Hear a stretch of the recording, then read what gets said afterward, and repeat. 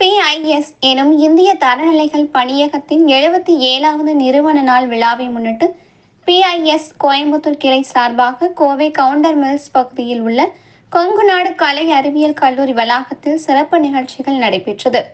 இந்தியாவில் தயாரிக்கப்படும் பொருட்களின் தரத்தை சரிபார்த்து உலக அளவில் கொண்டு சேர்ப்பதில் PIS எனும் இந்திய தரநிலைகள் பணியகம் முக்கிய பங்கு வகிக்கிறது.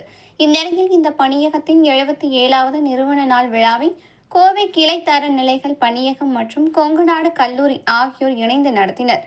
முன்னதாக கல்லூரி வளாகத்தில் உள்ள முனைவர் மா. ஆறுசாமி கலையரங்கில் நடைபெற்ற இதில் இந்திய தரநிலைகள் பணியகத்தின் கோயம்புத்தூர் கிளையின் தலைவர் கோபிநாத் துவக்க உரையாற்றினார்.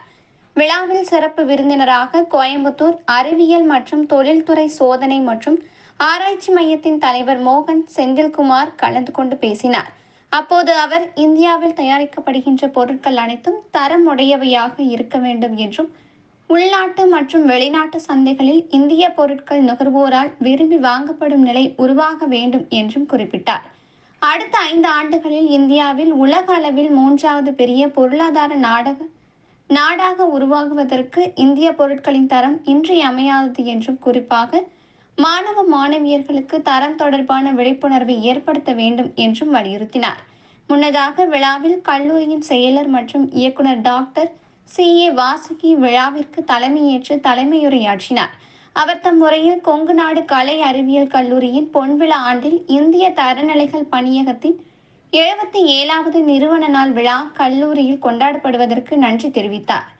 வருங்கால பாரதத்தை உருவாக்குவது இன்றைய இளைஞர்களின் கைகளில் என்றும் அவை இளமையாகவும் தூய்மையாகவும் தரமாகவும் இருக்க வேண்டும் என்றும் குறிப்பிட்டார்.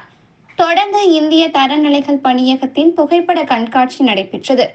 மேலும் தரப்படுத்துதல் குறித்த விழிப்புணர்வை ஏற்படுத்தும் வகையில் பள்ளி மற்றும் கல்லூரி மாணவ மாணவியருக்கு வினாடி வினா பேச்சு போட்டி, பதாகை தயாரித்தல் ஆகிய போட்டிகள் நடைபெற்றன. நிகழ்ச்சியில் கல்லூரியின் முதல்வர் முனைவர் லட்சுமணசாமி, கோவை கிளை B பிரிவு விஞ்ஞானி கவின், இந்திய தரநிலைகள் பணியகத்தின் பொறியாளர் திவ்ய பிரபா உட்பட கோவை மண்டலத்திற்கு உட்பட்ட கோவை, திருப்பூர், நீலகிரி உள்ளிட்ட 7 மாவட்டங்களிலிருந்தும் பலர் கலந்து கொண்டனர்.